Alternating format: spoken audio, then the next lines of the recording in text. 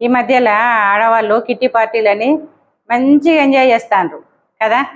చేయాలి మరి, ఎందుకు చేయొద్దు? ఆడవాళ్ళకైతే సరదాలు సంబరాలు అవసరం లేదా? నెలకు ఒకసారో 2 సార్లు ఓ 15-20 మంది అట్లా ఒక దగ్గర ఒక చోట కూడి మంచిగా ఎంజాయ్ చేస్తాండ్రు. మళ్ళా అదిగాక ఈ కిట్టి పార్టీలతోటి ఎంతో కొంత మేలే ఉన్నది. ఏం మేలంటే ఇప్పుడు ఆడవాళ్ళు ఎవరు ఉట్టిగుంటున్నారు? ఏదో ఒకటి ఉద్యోగాలు, గవర్నమెంట్ ఉద్యోగాలు లాంటివి చేయకపోయినా కానీ ఇళ్ళల్లో ఉండి ఏదో ఒకటి చేసుకుంటాండ్రు. ఒకరు చీరల బిజినెస్, ఒకరు పార్లరు, ఒకరు స్వగృహ ఫుడ్స్, ఇంకా ఇంకా ఏవో ఏదో ఒకటి వాళ్ళకు ఏ స్కిల్ ఉంటే అవి చేస్తాండ్రు.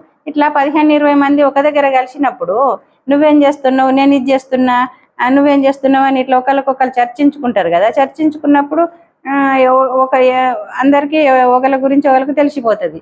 తెలిసిపోయినప్పుడు బిజినెస్లు కూడా ఇంప్రూవ్ అవుతాయి. మళ్ళీ వాళ్ళకు తెలిసిన వాళ్ళందరికీ చెప్తారు, ఫలానా వాళ్ళు ఇది చేస్తాండ్రు, ఫలానా వాళ్ళు అది చేస్తాండ్రు, మనకు అక్కడ అవి దొరుకుతున్నాయి ఇవి దొరుకుతున్నాయి అని. ఆ రకంగా బిజినెస్లు కూడా ఇంప్రూవ్ అవుతాయి. ఇంకొక లాభం ఏంటిదని అంటే ఈ ఆధ్యాత్మికంగా కూడా మేలే జరుగుతుంది. ఇప్పుడు ఫలానా కాడ ఫలానా గుడి ఉన్నది, మేము పోయినాము, లేకపోతే ఈరోజు మేము ఈ వ్రతం చేసినాం, ఈ నోము నోచుకున్నాం, ఇక ఇట్లా చెప్పేసరికి అరే మేము కూడా అట్లాంటివి చేసుకోవాలి అని మిగతా వాళ్ళకి అనిపిస్తుంది.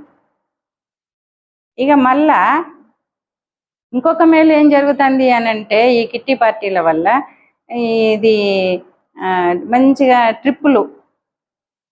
పాపం ఇదివరకు మగవాళ్ళు ఎవరన్నా ఓపికవంతులు ఉండి తీసుకొని పోతామని అంటే, వాళ్ళకి ఇంట్రెస్ట్ ఉండి తీసుకొని పోతామంటేనే పాపం ఆడవాళ్ళు పోయేటోళ్ళు. ఇక ఇప్పుడు అట్లా కాదు, ఇంతమంది ఆడవాళ్ళు కలుస్తున్నారు కాబట్టి ఓ 10 మంది అయినా కలిసి ఒక రోజో 2 రోజులు అట్లా ట్రిప్పులు ప్లాన్ చేసుకొని పోతున్నారు. అట్లా కూడా పాపం ఆడవాళ్ళల్లో అసంతృప్తి అనేది లేకుండా అవుతుంది. ఇట్లా 10 మంది మంచిగా కలిసి ఉండడం వల్ల ఎప్పుడైనా లాభమే జరుగుతుంది కానీ నష్టం అయితే జరగదు. అందుకే కిట్టి పార్టీలు అనేవి మంచికే, వాటి వల్ల ఏ విధమైన నష్టం లేదు. ఏమంటారు?